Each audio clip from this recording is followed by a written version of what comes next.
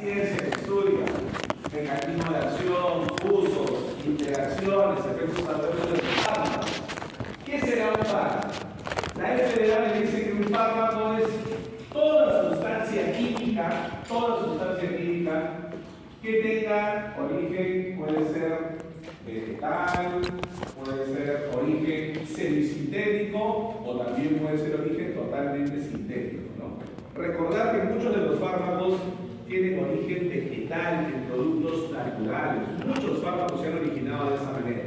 Algunos se realizan ya ciertas variaciones, son compuestos semisintéticos, y algunos sí se pueden sintetizar completamente en el laboratorio. Entonces, fármaco es toda sustancia química de distinto origen que va a ser utilizada para obtener un efecto beneficioso en nuestro paciente.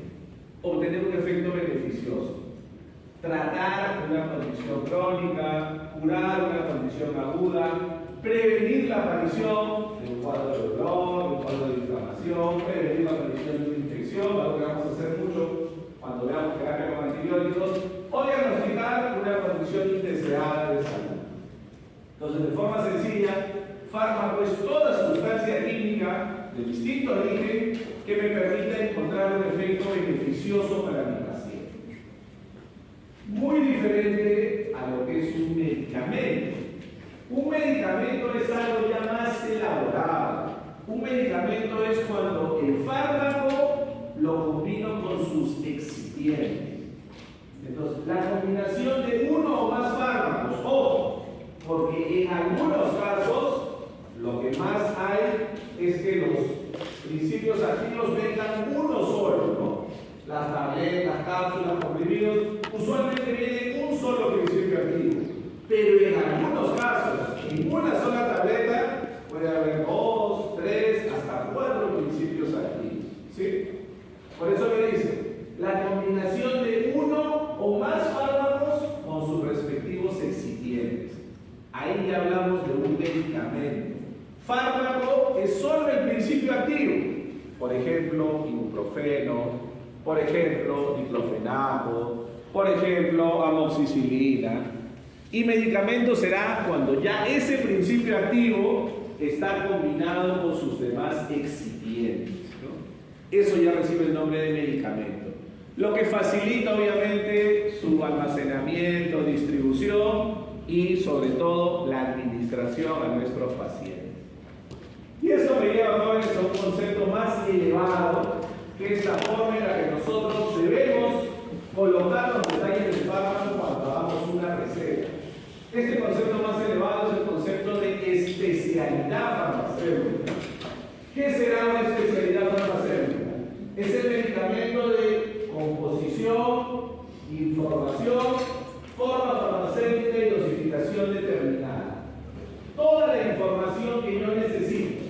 Ese medicamento será un analgésico, será un antiinflamatorio, será un antibiótico, vendrá en tabletas quizás, o quizás en cápsulas, o quizás en comprimidos, quizás vendrá de 100 miligramos, o de 200 miligramos, o de 500 miligramos. Todos esos detalles, la composición, la forma farmacéutica, la dosificación, todo eso de forma conjunta recibe el nombre de especialidad farmacéutica. Tal cual como yo lo debo colocar en mi receta. Cuando hago una receta, debo colocar todo el detalle del fármaco para que no se preste a confusión y mi paciente reciba lo que yo le estoy indicando en la farmacia. Siguiendo con nuestros ejemplos básicos, ¿no? Veamos primero amoxicilina. Por ejemplo, ¿qué especialidades farmacéuticas tiene amoxicilina? El principio activo es amoxicilina, pero hay muchas especialidades farmacéuticas. Por ejemplo, hay una especialidad farmacéutica que son los medicamentos genéricos en tabletas. Viene amoxicilina de 500 miligramos. Esa será una especialidad farmacéutica. Fármaco de información, forma farmacéutica y dosificación determinada. Toda la información que yo necesito. Amoxicilina en tabletas como medicamento genérico y en la dosis de 500 miligramos. Cuando yo tengo todo ese detalle, Ya no hablamos de un fármaco. Fármaco es solamente amoxicilina. Estamos hablando acá de una especialidad farmacéutica. Porque le dan la información del medicamento, su forma farmacéutica y su dosificación. Obviamente, así como hay amoxicilina de 500 miligramos en tabletas como medicamento genérico, también hay amoxicilina de 500 miligramos, pero como medicamento de marca. En este caso, en otra forma farmacéutica distinta, que son cápsulas. Hay amoxicilina de 500 miligramos, por ejemplo, con el nombre comercial Velamox, ¿sí? Hay muchísimos nombres comerciales. Este es solamente por mostrarles un ejemplo, ¿no? Puede ser Velamox, puede ser Amoxil, puede ser Amoxidal, entre otros, ¿no? Entonces, aquí tenemos igualmente información, forma farmacéutica, en este caso cápsulas, y dosificación determinada. Si nos damos cuenta, ¿no? Ambas son amoxicilina, las dos especialidades farmacéuticas. Ambas vienen de 500 miligramos, pero una viene en tabletas, es genérica, y otra viene en cápsulas, es un medicamento de marca. ¿Ok? También hay de mayor concentración, obviamente. También hay amoxicilina de mayor concentración. Si tengo una infección más avanzada o si mi paciente tiene mayor volumen corporal, también hay amoxicilina de 875 miligramos. Por ejemplo, con el nombre comercial Amoxidal dúo en comprimidos. ¿Se entiende la diferencia, jóvenes? ¿Sí? ¿Se entiende la diferencia de las especialidades? ¿Sí? La diferencia formalmente es en su proceso de elaboración. Los comprimidos, como su nombre indica, se preparan por un proceso de compresión, mientras las tabletas se preparan por un proceso de aglutinación. En la parte práctica vamos a ver un poquito. Son formas farmacéuticas sólidas, pero tienen pequeñas diferencias. Entonces vemos acá el mismo principio activo, distinta concentración, distinta forma farmacéutica. Y estamos hablando de otra especialidad farmacéutica distinta. ¿Se entiende, jóvenes? ¿Se entiende? ¿Sí? Obviamente, también, si lo necesitamos. ¿Se acuerdan hace un momento? Les poníamos la terapia triple para erradicar el Helicobacter pylori. ¿Se acuerdan la amoxicilina de cuánto se usaba? De 1 gramo. ¿Y qué presentación de 1 gramo? Nosotros somos pobres, así que usamos 2 tabletas genéricas de 500. Puede funcionar, pero lo ideal es la presentación que ya viene la concentración que yo deseo. Hay amoxicilina de 1 gramo, por ejemplo, como Amoval en comprimidos. Entonces existe también esa presentación de 1 gramo que viene en comprimidos. Cada una de estas es una diferente especialidad farmacéutica, porque cada una tiene su información, dosificación y forma farmacéutica determinada, ¿no? Solamente por mencionar unos ejemplos, porque obviamente hay mucho más. ¿Ustedes creen, jóvenes, que habrá solamente formas farmacéuticas sólidas de amoxicilina? Y si queremos darle a un paciente pediátrico, obviamente también hay formas farmacéuticas líquidas, que también tienen distintas presentaciones. Tenemos, por ejemplo, 125 miligramos en 5 mililitros como amoxil, polvo para suspensión oral, o la más común, la de 250 miligramos en 5 mililitros, igualmente como amoxil, polvo para suspensión oral. Seguramente han visto ustedes que muchos de los frascos de suspensión para el uso de antibióticos por vía oral en pacientes pediátricos viene un frasquito y en la parte baja viene un poco de polvo, ¿no? Seguro han visto, viene polvo y viene una línea que dice agregar líquido hasta este nivel, ¿no? Agregamos agua hervida fría y luego agitamos para que el polvo se combine con el líquido, ¿no? Ese es un dato también muy importante. Todos, sin excepción, todos los antibióticos para vía oral líquida en pacientes pediátricos, todos los antibióticos vienen en la forma farmacéutica suspensión. Todos, sin excepción. No cometamos el error alguna vez de hacer una receta que diga, quizá la han visto alguna vez, pero no es correcto. No cometamos el error de hacer una receta que diga amoxicilina en jarabe, o cefalexina en jarabe, eso no existe. Un jarabe es otro tipo de forma farmacéutica. Una suspensión es lo que nosotros le comentábamos. Una suspensión es una solución heterogénea en la cual el polvo no se va a disolver completamente en el líquido. El polvo se queda suspendido, se va a dispersar en ese vehículo líquido. Por eso se llama suspensión. ¿Okay?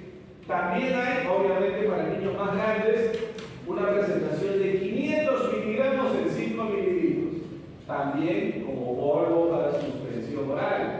E incluso para pacientes adolescentes o incluso para adultos que pueden tener cierta dificultad para deglutir. Porque, por ejemplo, estos comprimidos de 875 miligramos y el de 1 gramo son comprimidos muy grandes.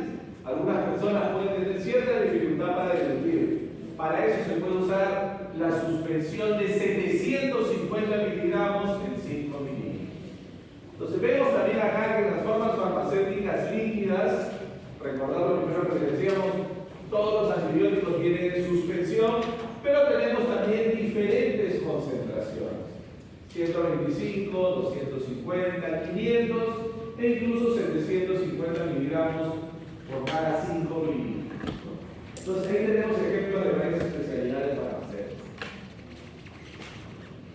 Pasa algo similar con ibuprofeno. Ibuprofeno yo tengo como medicamento genérico 200 y 400 en presentación de tabletas. Tabletas simples, que no tienen cubierta entérica. Tabletas simples, que en muchos casos esas tabletas genéricas van a tener una baja calidad biofarmacéutica. Van a tener los problemas que referíamos hace un momento, que le pusimos un ejemplo. Entonces, tener en cuenta eso, ¿no? Obviamente también hay de 200 y 400, pero como medicamento de marca. Por ejemplo, como Doloral, tabletas recubiertas. Van a ver ustedes muchas veces ese término, ¿no? Van a ver muchas veces ese término de tabletas recubiertas. Hace referencia a que esa tableta o ese comprimido tiene una cubierta entérica externa que lo va a proteger en su paso por el tracto digestivo, para que no sea disuelto antes de tiempo, para que no sea disuelto en el estómago, donde perdemos medicamentos y además habría más riesgo de causar gastritis si es que no tiene cubierta entérica. Y obviamente, seguramente ustedes conocen más esta presentación del 400, que es la más comercial, pero también existen las que nosotros vamos a usar más en odontología, que son la presentación de 600 y 800. Por ejemplo, con el nombre comercial Modrin, que vemos acá en la imagen. ¿Sí? Estas son las que nosotros vamos a utilizar más realmente. Nosotros vamos a usar de forma excepcional 400 miligramos solamente para algunos casos de dolor leve, de muy baja intensidad. Pero en la mayoría de casos en odontología, cuando vayamos a requerir usar ibuprofeno, vamos a necesitar usar la presentación de 600 o la presentación de 800 miligramos. ¿Ok? Y como vemos, viene también como tabletas recubiertas, obviamente, porque es un producto de marca, ¿no? Aquí viene lo que les decía hace un momento, ¿no? Esto no significa que siempre tengamos que comprar el original, el de marca, el más caro, ¿no? Por ejemplo, acá en nuestro país existen de 600 y 800 algunos genéricos de laboratorio Genfar. ¿Conocen el laboratorio Genfar? Quizás han visto, que alguien es curioso cómo es un medicamento. Hay un laboratorio muy conocido, no es peruano, es un laboratorio colombiano, un laboratorio que se llama Genfar. Por poner un ejemplo, ese laboratorio Genfar es un laboratorio colombiano que producía medicamentos con una calidad bastante aceptable. Quizás han escuchado, hay otro más, marca Acme, ¿no? Alguna vez han tenido a un establecimiento público, un centro de salud, un hospital, a veces nos daban genéricos de laboratorio Portugal. Quizás han visto eso. Felizmente el Estado ya casi no compra de Portugal. Pero Genfar siempre tenía productos de una calidad aceptable. Genfar fue adquirido por una transnacional, que es el laboratorio Sanofi, un laboratorio francés muy grande, y mejoró muchísimo la calidad de sus productos. Por ejemplo, hay también genéricos de 600 y 800 que fabrica Genfar y son extremadamente económicos, ¿no? Cada tableta me cuesta 40 céntimos, 50 céntimos. A diferencia de marca, que cada tableta me puede costar 2 soles, 2 soles 50. Entonces, hay también opciones de medicamentos genéricos de buena calidad que vamos a ir conociendo. Obviamente, así como hay presentaciones sólidas de ibuprofeno, también hay presentaciones líquidas. Por ejemplo, ibuprofeno es un aire que se puede usar en pacientes pediátricos a partir de los 6 meses de edad. Recién a partir de los 6 meses, porque el niño recién a esa edad tiene su metabolismo hepático lo suficientemente maduro para transformar y posteriormente eliminar el fármaco. En esos niños más pequeños usamos esta presentación. Gotas de 40 miligramos por mililitro. Usualmente entre 6 meses y 2 años. De 2 años en adelante podemos usar la presentación convencional, la más conocida, que es 100 miligramos en 5 mililitros, que viene con el nombre comercial Tolvaj. Y para los niños más grandes, usualmente esta de 100 miligramos en 5 mililitros, usualmente nos alcanza bien, sin problema, hasta los 25 kilos. Pero si el niño pesa más de 25 kilos, preferible usar la de 200 miligramos en 5 mililitros, que la tenemos como Doloral Forte en suspensión. ¿Sí? Entonces, obviamente, esto lo vamos a ir adecuando según la edad, según el peso de mi paciente. Lo vamos a ir viendo luego, vamos a ir viendo luego cuando desarrollemos cada punto específico. Alguien dice de repente, doctor, pero en el hospital tienen solamente este genérico, solamente el genérico de 100 miligramos en 5 mililitros. Y un niño ya grande, de 9 años, de 10 años, que pesa 35, 38 kilos. ¿Yo puedo usar esta presentación? Sí, pero si es una presentación de baja concentración, el volumen que le va a tocar va a ser un volumen muy grande, 10 o 15 mililitros para cada administración. Por eso para los niños ya de 25 kilos en adelante, preferible la de 200 miligramos en 5 mililitros. Entonces ahí tenemos diferentes especialidades para hacer. Para continuar con lo que corresponde a esta sesión, jóvenes, otros conceptos importantes que debemos entender de manera general, porque luego los vamos a desarrollar ya de forma muy amplia en algunas clases. La próxima semana vamos a hacer una clase específica de farmacocinética y la subsiguiente una clase específica de farmacodinámica, pero entender de qué se trata esto. ¿A qué nos suena, jóvenes, el sufijo cinética? ¿Se acuerdan? ¿A qué se refiere el sufijo cinético? Movimiento, ¿no? Movimiento, muy bien. Cinética es movimiento. Entonces, la farmacocinética se encarga de estudiar de manera sencilla el movimiento que el fármaco sufre dentro del organismo del paciente. El movimiento que sufre ese fármaco. Por ejemplo, si yo tomo una tableta por vía oral, tomo esa tableta, pasa por el tracto digestivo, llega hasta el duodeno, del duodeno ingresa a la circulación, se distribuye a los tejidos, hace su acción en los tejidos, va al hígado, se lo transforma en el hígado y posteriormente se elimina en la orina. Entonces, eso es la farmacocinética, es la rama de la farmacología que va a estudiar todos los cambios, todas las modificaciones que el organismo del paciente le impone al fármaco. Hay una mnemotecnia muy básica que nos ayuda a recordar lo que estudia la farmacocinética. Muy básica, pero que nos ayuda para recordarlo más fácilmente. Y nos dice que la farmacocinética estudia el proceso LAN, ¿no? Una mnemotecnia para recordar más fácilmente. Que la farmacocinética estudia el proceso LAN. ¿Qué significa? El primer proceso es la liberación del fármaco dentro del organismo del paciente. El segundo proceso es la absorción, que vamos a ver luego en la transferencia del fármaco hacia la circulación sanguínea. Luego, la distribución. La distribución es la transferencia del fármaco desde la circulación hacia los tejidos, a ese tejido donde yo deseo que ejerza su acción, donde yo deseo que actúe. Luego, el metabolismo o biotransformación, que se produce principalmente en el hígado, para modificar el fármaco y prepararlo para que posteriormente sea eliminado. Ahí tenemos el último proceso, que es la eliminación.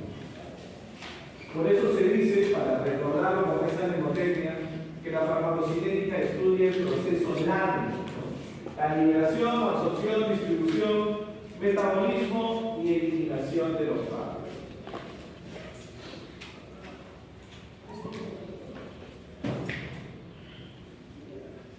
Algo que podemos ver de forma muy resumida, muy general en este gráfico, ¿no? Algo que lo vamos a profundizar, porque como les decíamos, vamos a tener luego una clase específica sobre este tema.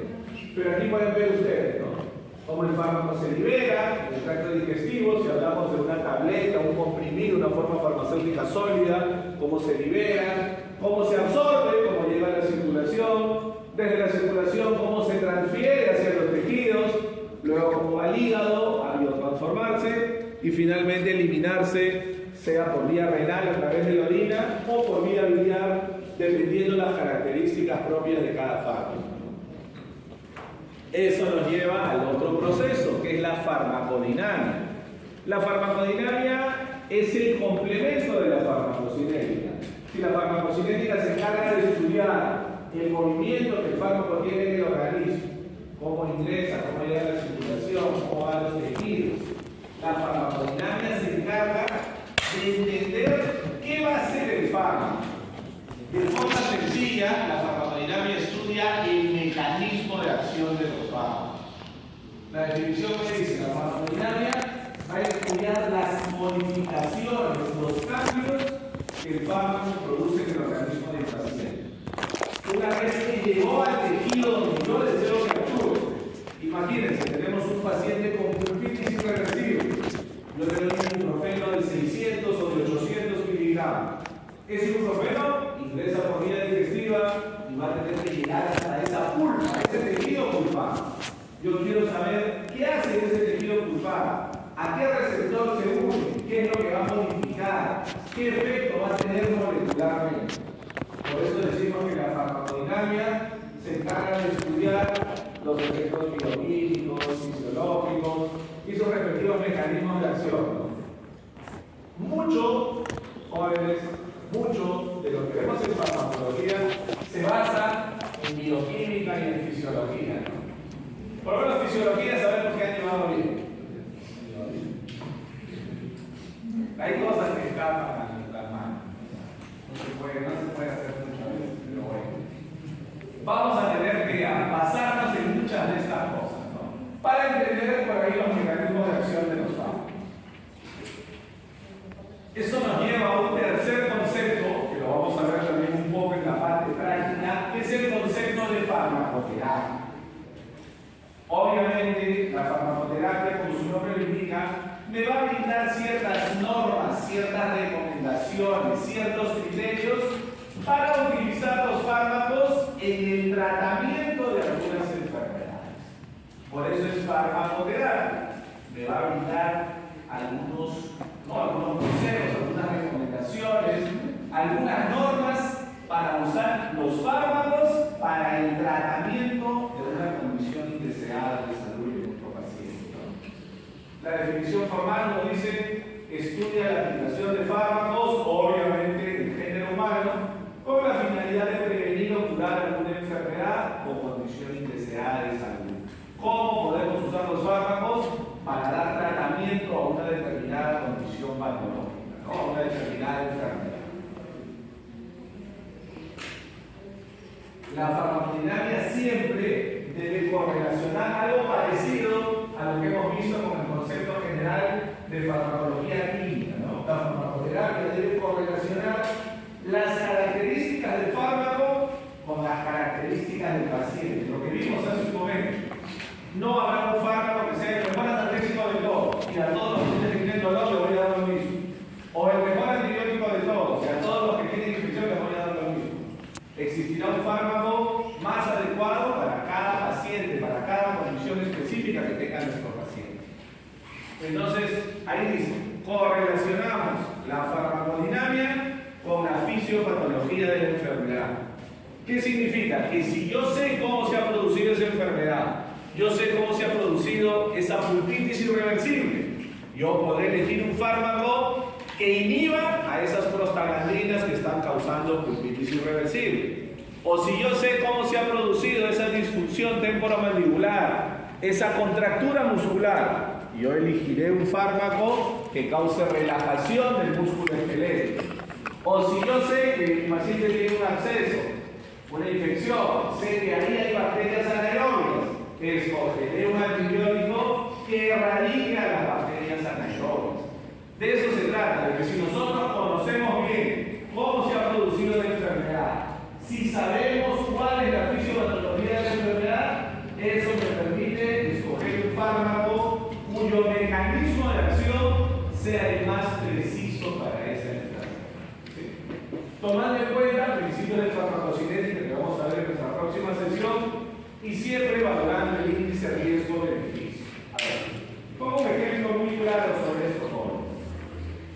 La farmacoterapia moderna, lo que se hace en la actualidad, siempre nos pide hacer un balance seguridad-eficacia o eficacia y seguridad. Lo ponemos así, en ese orden. Primero la seguridad. Eficacia, seguridad o seguridad, eficacia. ¿Ok? Siempre debemos hacer ese balance. Por ejemplo, yo les pongo un ejemplo muy sencillo para ir cambiando el chip y sacándonos algunas cosas de la mente. A ver, ustedes utilizarían un analgésico que tiene buena acción analgésica, actúa en el sistema nervioso periférico, en el sistema nervioso central, bloquea bien el dolor, pero tiene altísimo riesgo de causar gastritis y úlceras. ¿Utilizarían ustedes ese analgésico? Porque consigue un buen efecto, bloquea el dolor, disminuye la intensidad del dolor, pero tiene mucho riesgo, no tiene buen perfil de seguridad, tiene problemas a nivel digestivo. Eso pasa, por ejemplo, con este fármaco, que apenas han escuchado, lo vamos a escuchar en algún momento, es el ketorolaco. El ketorolaco es un aire que en su momento se utilizaba, cuando no se conocían con tanto detalle sus efectos adversos, allá por los años 90 del siglo pasado, los primeros años de este siglo. ¿Por qué? Porque el ketorolaco era eficaz, tenía buen efecto analgésico, aliviaba el dolor, pero tenía altísimo riesgo de efectos adversos. Y el fármaco más gastrolesivo que existe es el ketorolaco. Entonces, será adecuado usar un fármaco que consigue la eficacia, el efecto que yo deseo, pero tiene alto riesgo de efectos adversos. Definitivamente no. Hay muchísimas opciones superiores, como vamos a ver más adelante. Diclofenaco, ketoprofeno, dextroprofeno, meloxicam, etoricoxib, muchísimas opciones que tienen el efecto que yo deseo, aliviar el dolor, con bajo riesgo de efectos adversos. Por eso siempre debemos hacer un balance, siempre. Ver qué tan posible es que en mi paciente se produzca un efecto adverso. Esto también es algo importante que comentábamos hace un momento, ¿no? Cuando nosotros hagamos la receta, debemos colocar todo el detalle, ¿no? El nombre del principio activo, debemos colocar la forma farmacéutica, si son cápsulas, si son tabletas, si son comprimidos, debemos colocar la concentración, si le estoy indicando 500 miligramos, o si le estoy indicando 875 miligramos, 1 gramo, la cantidad que sea. Yo debo asegurarme que la dosis que yo le prescribo a mi paciente sea la dosis que él realmente va a administrar. Van a ver ustedes en algunos casos que hay algunas recetas, seguramente han ido alguna vez, así sean jóvenes, alguna vez se han enfermado, alguna vez han tenido una receta, y muchas veces los médicos están acostumbrados a colocar solamente el nombre comercial. ¿Se han dado cuenta? Solo el nombre comercial, y ni siquiera le ponen la concentración. Formalmente esa receta no es válida, porque si mi paciente va a la farmacia, ese mismo producto, ese mismo nombre comercial puede venir en 2 o 3 diferentes concentraciones. ¿Cómo sabe el farmacéutico cuánto le va a dar al paciente? Entonces, siempre debemos colocar en la receta todos los detalles de la especialidad farmacéutica, todos. para que yo me asegure que lo que yo escribo en la receta realmente es lo que mi paciente va a recibir. De la dosis que mi paciente reciba depende la concentración en el lugar de acción. Ojo con eso. A mayor dosis, mayor cantidad de fármaco ingresa al organismo. Y si mayor cantidad de fármaco ingresa al organismo, mayor cantidad de fármaco se podrá distribuir a los tejidos. Se concentrará más en ese tejido donde yo quiero que actúe, en esa pulpa inflamada, en ese tercer programa mandibular que le está doliendo a mi paciente, y de eso va a depender la intensidad del efecto. Entonces tenemos una relación directa entre dosis e intensidad del efecto. Por ejemplo, ¿no? Solo por poner un ejemplo. Siempre con un ejemplo entendemos mejor. Hace un momento, jóvenes, les hablamos acerca del ibuprofeno, ¿no? Que es un aire básico que vamos a poder usar nosotros en algunas circunstancias. Les hablamos del ibuprofeno. Lo convencional, la presentación más común, la que viene en la mayoría de genéricos, ibuprofeno de 400 miligramos. ¿Para qué me va a servir a nosotros en odontología el ibuprofeno de 400 miligramos? Para un dolor leve, de baja intensidad. Por ejemplo, dolor, ¿cómo lo ven? Posterior a una exodoncia así. Dolor posterior a una exodoncia así. Le coloco anestesia a mi paciente, le hago una exodoncia simple realmente, me demoré 2 o 3 minutos en hacer la exodoncia, espero un dolor de baja intensidad. Le doy 400 miligramos cada 8 horas. ¿Ok? Por 2 o 3 días, periodo corto de tiempo. Pero yo también tengo la presentación de 600 miligramos. Eso me servirá para un dolor moderado. Por ejemplo, un dolor en un paciente con pulpitis reversible. Necesito que mayor cantidad de fármaco penetre hasta esa pulpa y pueda incluir la enzima COX-2 y la enzima COX-1, reduciendo la inflamación pulpar. Pulpitis reversible, dolor moderado, solamente provocado. ¿Ok? 600 miligramos cada 8 horas. Igualmente, por lo menos por 3 días. También tengo la presentación de 800 miligramos, que me va a servir para ese dolor moderado que va progresando, que ya está incluso entre moderado a más, dolor que va progresando. Por ejemplo, para casos de pulpitis irreversible sintomática, ese paciente que viene con un dolor en una molar mandibular y que nos dice, doctora, hace 3 días me empezó a doler cuando masticaba. Y ya desde ayer empezó a doler todo el día, persistente, siento que me late. Como dice muchas veces el paciente, lo van a escuchar. Doctora, me duele hasta la cabeza, me duele el oído, no, me duele. Para esos casos, 800 miligramos cada 8 horas. A mayor dosificación, mayor cantidad de fármaco en los tejidos y por lo tanto, mayor intensidad del efecto. ¿Sí? Entonces, solo por poner un ejemplo, el ibuprofeno nos permite dar un ejemplo bastante sencillo de esto. Esto nos lleva a algo que vamos a ver un poquito en la parte práctica. ¿Qué será una dosis? Una dosis es una cantidad determinada del principio activo. Una determinada cantidad del principio activo que yo voy a utilizar. Como vemos aquí en el ejemplo, ¿no? En algún caso, la dosis correcta será 400 miligramos, en otro caso será 600 miligramos, en otro caso será 800 miligramos. Dosis es una cantidad en masa.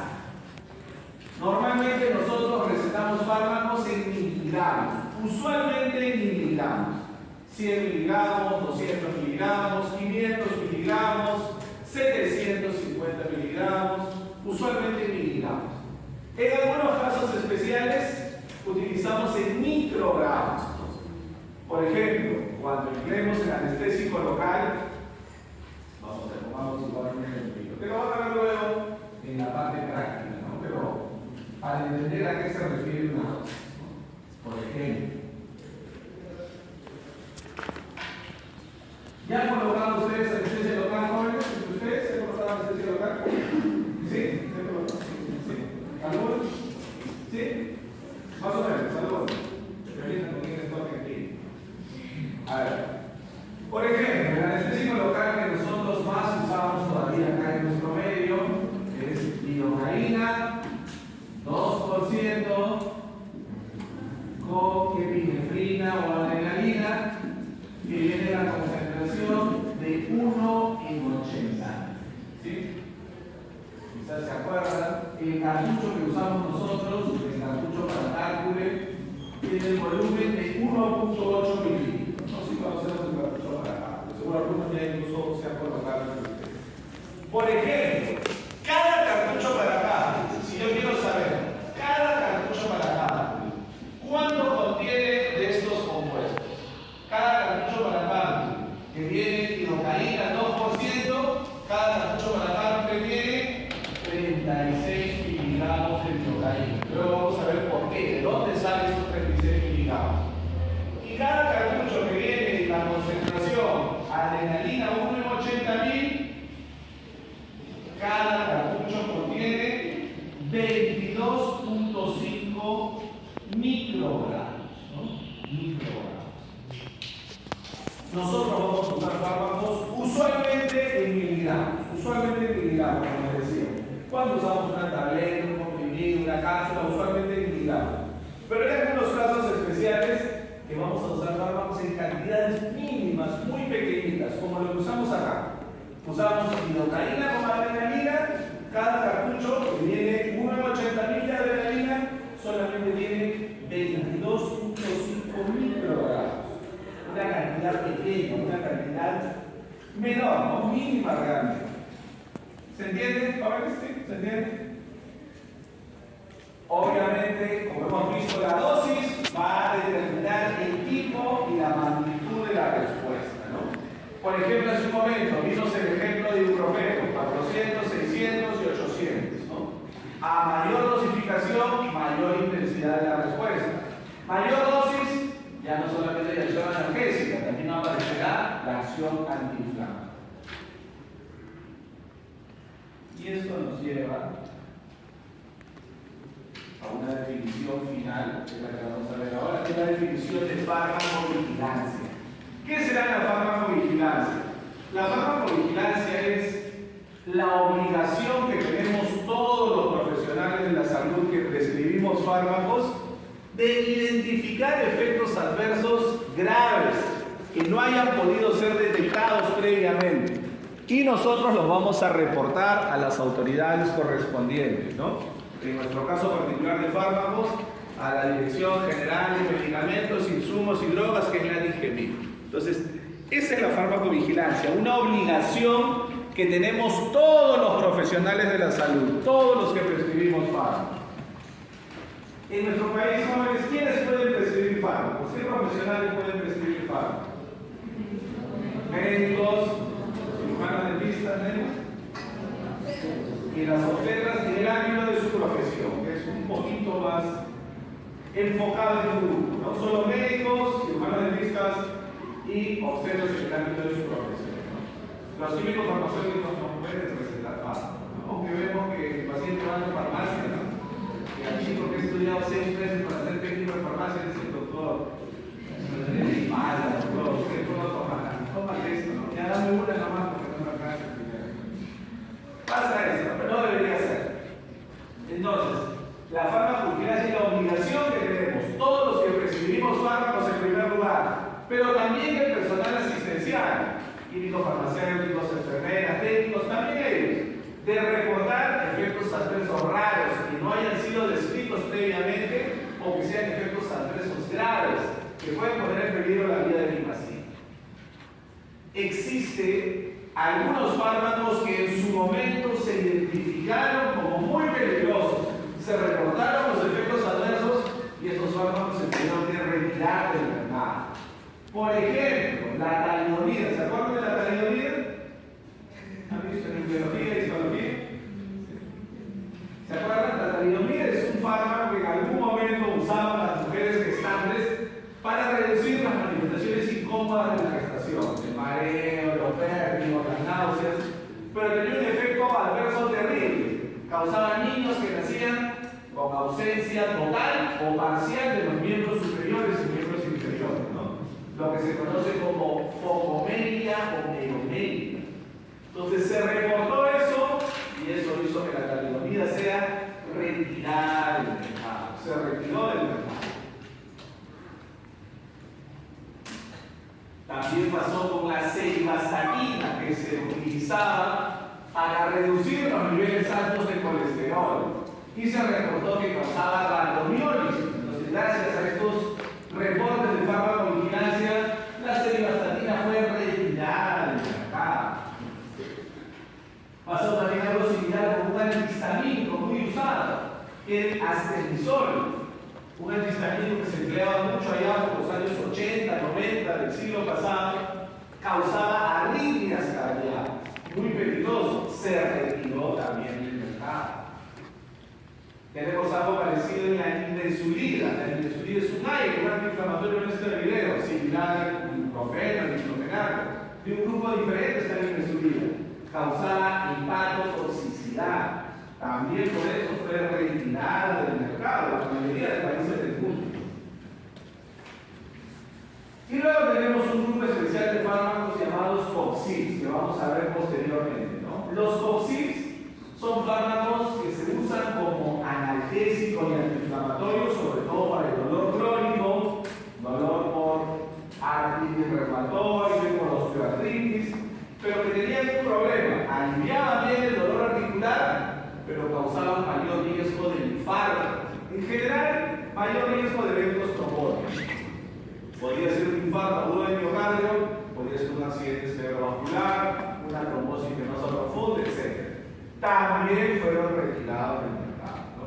Solamente por mostrar una pequeña lista, jóvenes, ¿no? Es una obligación poder detectar los efectos adversos raros, graves, que no han sido descritos previamente. Si a mi paciente le doy ketorolaco y le da gastritis, eso no se tiene que reportar porque es un efecto claramente conocido. Pero si tiene una hemorragia digestiva, un efecto adverso grave, sí hay una obligación de reportarlo al digestiva. Y finalmente, jóvenes, acá podemos ver en este gráfico la secuencia que tiene que pasar un fármaco cuando se estudia desde la primera fase experimental, primero con simulaciones in vitro o simulaciones en computadora, lo que se conoce como estudios in silico, pasa luego a la fase de animales y pasa luego a la fase clínica. ¿Se acuerdan ustedes cómo el año 2020, cuando vino la pandemia y a todos en algún momento pasó por nuestra mente, me voy despidiendo, creo que voy a morir, ¿no? Todos pensamos en algún momento que estábamos cerca de la muerte, ¿no? Todos. Algunos quizás por ahí han tenido un familiar cercano que ha fallecido, algo terrible que pasó en la pandemia. Y la esperanza apareció a finales del 2020, ¿se acuerdan? Y empezaban a salir noticias de que Pfizer, AstraZeneca estaban creando vacunas, ¿no? Esperemos que no haya alguien antivacunas también. Hay cada cosa rara, jóvenes, hay cada cosa rara. Hay médicos antivacunas, increíble. Pero bueno, regresando al tema, ¿se acuerdan ustedes que salían noticias que decían ya la vacuna de Pfizer está en fase 2, ¿se acuerdan? En fase 2, está en fase 3, ya va a salir, ya va a llegar primero a Europa, a Estados Unidos y luego a otros países de Sudamérica. Eso significa que todo medicamento que se va a administrar a un paciente tiene que pasar por una serie de fases para demostrar eficacia y seguridad. ¿Qué es lo primero que se hace? Primero se hacen estudios in vitro, como les decía, estudios in vitro. Pruebas in vitro, lo que se hace ya hace muchos años es algo que se llama estudios in silico. Estudios in silico son simulaciones que se hacen en una computadora, una supercomputadora.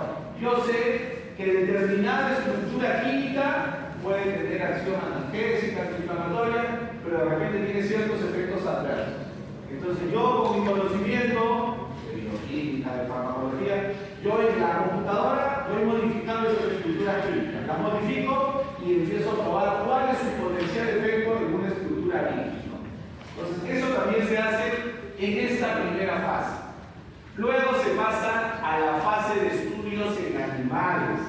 La fase de estudios en animales se conoce como fase C, ¿sí? Fase C, que son estudios experimentales en animales, ¿no? Ya hemos visto un poquito con ustedes, con algunas prácticas que hemos hecho en fisiología.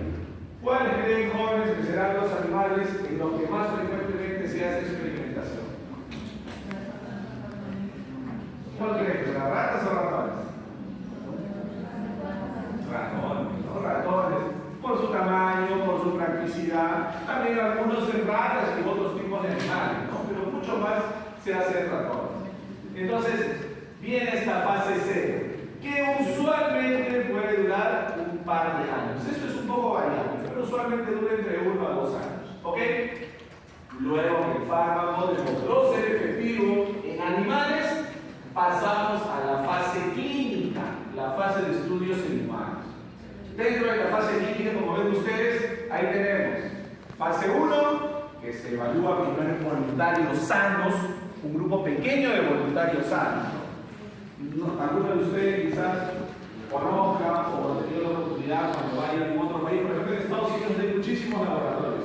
A veces ustedes están en el metro y hay un anuncio ahí, ¿no? Que dice: ¿estás interesado en ser parte de un ensayo clínico? Comunícate con nosotros. O sea, ustedes como jóvenes dicen: oye, no, un nuevo fármaco, no voy y me ofrezco como voluntario, porque obviamente hay incluso una remuneración para eso, ¿no? Entonces, la primera fase, como ven ustedes, es un grupo pequeño de pacientes, usualmente menos de 100 pacientes, pacientes sanos, donde se va a probar en un primer momento la seguridad del fármaco. Se evalúan sus concentraciones plasmáticas, cómo se distribuyen los tejidos y qué tan seguro es. Si supera la fase 1, pasa a la siguiente fase, que es la fase 2, usualmente entre 100 a 200 pacientes. Aquí sí ya se usan pacientes que tienen la condición que yo quiero tratar. Si yo estoy probando un nuevo analgésico, escogeré pacientes que tengan dolor, algún tipo de dolor, para probar mi analgésico. Entonces la fase 2 ya son pacientes propiamente. Y viene la fase 3. La fase 3 recibe un nombre particular. La fase 3 es la fase de estudios multicéntricos. ¿A qué nos suena, jóvenes, ese término multicéntrico? ¿Sí? ¿A qué nos suena la palabra multicéntrico? Que se hace en varios lugares, ¿correcto? Participa, como ven ustedes, una cantidad mayor de pacientes, miles de pacientes, 5.000 o 6.000 pacientes. Son estudios multicéntricos porque se hacen en distintos países del mundo. Ya demostré en fase 1 que es seguro en voluntarios sanos. Ya demostré en fase 2 que funciona en pacientes con enfermedad que yo quiero tratar. Ahora me voy a probarlo en todo el mundo. 500 pacientes en Perú, 500 pacientes en México, 500 pacientes en Italia, 500 pacientes en Rusia, 500 en Japón, 500 en Australia y así sucesivamente. ¿Por qué creen que será importante probar un fármaco en distintos países del mundo, en distintos continentes? ¿Por qué creen que será importante? ¿Por qué se imaginan que será importante?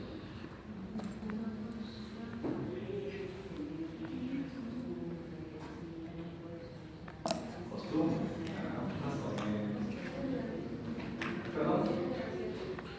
Ya también condiciones ambientales que pueden influir, por ejemplo, en la conservación del fármaco. Pero ¿qué más? Pensamos primero en el ser humano, en la persona. Variaciones genéticas, ¿no? Nosotros tenemos igual que un japonés, o que un africano, o que un nórdico. Somos diferentes. Entonces, la constitución genética hace que nuestro sistema digestivo, nuestro metabolismo hepático pueda variar en distintos países. Todo eso se prueba en estos estudios multicéntricos de la fase 3. Recién cuando supera la fase 3, esto puede durar 5, 6, 8 años. Puede ser muy prolongado esta fase de estudios clínicos. Obviamente, en el caso de la pandemia se hizo todo muy rapidito, porque si no se acaba la población mundial y era obligado a hacerlo así. Pero en condiciones normales, eso puede durar 5 años, 6 años o hasta más. Luego que pasa todas las fases, hasta la fase 3, termina la fase clínica, recién el fármaco se aprueba y sale a comercializarse a nivel mundial. Cuando el fármaco sale a comercializarse a nivel mundial, viene la fase 4. 4. La fase 4 es lo que acabamos de ver, la farmacovigilancia. La farmacovigilancia no tiene una duración, va a durar todo el tiempo que el fármaco esté disponible en comercio. Todo el tiempo que el fármaco se esté vendiendo va a estar vigente la farmacovigilancia. Para la redundancia, como decíamos, la vigilancia que nosotros hacemos, de que no presente algún efecto adverso grave, serio, que ponga en peligro la vida del paciente. Y si es así, nosotros lo vamos a reportar. La farmacovigilancia es la fase 4 del estudio de fármacos y tiene una duración indeterminada. Todo el tiempo que el fármaco se esté comercializando en el país donde nos encontremos. Muy bien, vamos a quedarnos acá, jóvenes. Vamos a vernos en unos